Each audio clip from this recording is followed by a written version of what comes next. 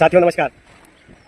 जैसा कि आपको जानकारी देनी है कि 8 अक्टूबर को इको गार्डन लखनऊ में सभी सामान्य दिव्यांग संगठनों के पदाधिकारियों की बैठक है और इस बैठक में हम लोग को एक व्यापक रणनीति तैयार करनी है अपनी मांगों को लेकर के। नौकरी, रोजगार, स्वास्थ्य, शिक्षा, सुरक्षा, रोटी, कपड़ा और मकान की 100% गारंटी के लिए, पेंशन 5,000 रुपया कराने के लिए, सरकारी नौकरियों में रिजर्वेशन कोटा पूरा कराने के लिए, लेखपाल मुख्य सेविका अभ्यर्थियों को न्याय दिलाने के लिए, नियुक्ति दिलाने के लिए और तमाम और हमारे मुख्य साथी हैं उनकी जो समस्याएं हैं उनके लिए 27 सूत्री मांग पत्र है हमारी।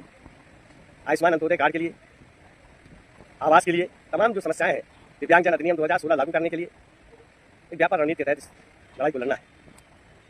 हमने देखा है कि चाहे जो भी सरकार रही हो, पिछली सरकारें रही हो या वर्तमान सरकार, किसी ने दिव्यांगजनों के साथ न्याय नहीं किया है। और न्याय कैसे हो? न्याय इसलिए नहीं किया है कि जो राजनीतिक दल है उनको दिव्यांगजनों की समस्याएं ही नहीं पता है।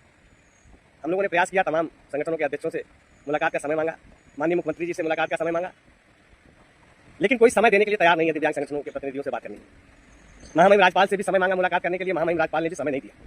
ये दुर्भाग्य है हमारा कि देश के अंदर चाहे वो प्रधानमंत्री जी हो, राष्ट्रपति जी हो, राज्यपाल जी हो, मुख्यमंत्री जी हो या राजनीतिक दलों के राष्ट्रीय अध्यक्ष हो, किसी के पास दिव्यांग संगठनों से मिलने का समय नहीं है। कुछ तो संगठन ऐसे भी हैं कि दिव्यांगों को बुला करके अपमानित करते हैं राजनीतिक दल।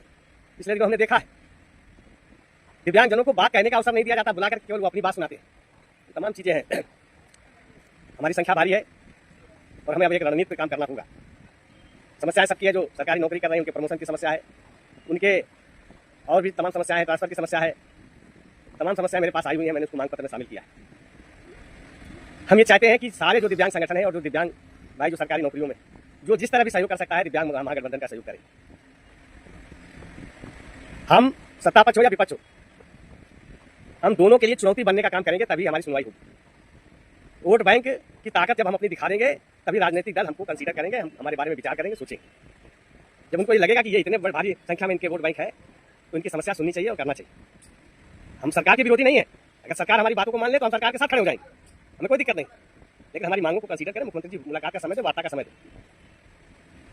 हम विपक्षी पार्टियों के भी विरोधी नहीं, अगर वो सदन में हमारी आवाज को उठाते हैं, हमारी मांगों को उठाते हैं तो हम उनके साथ खड़े। हम तो सिर्फ ये चाहते हैं कि दिव्यांगजनों का जो अधिकार जो मांग रहे हैं, अगर वो उनको दिलाने में जो भी सहायक सिद्ध होगा उनके साथ खड़े रहें।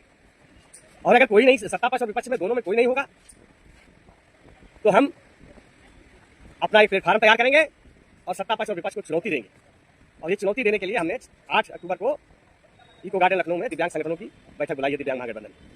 आप लोग आइए, सब लोग एकजुट होकर के सत्ता पक्ष और विपक्ष दोनों को चुनौती पेश करते हैं और अगली रणनीति पर विचार करते हैं। या तो सत्ता पक्ष और विपक्ष हमारी बात सुनेंगे और या फिर हम सड़कों पर उतर के लड़ेंगे और देखते हैं क्या होता है। जय हिंद, जय भारत।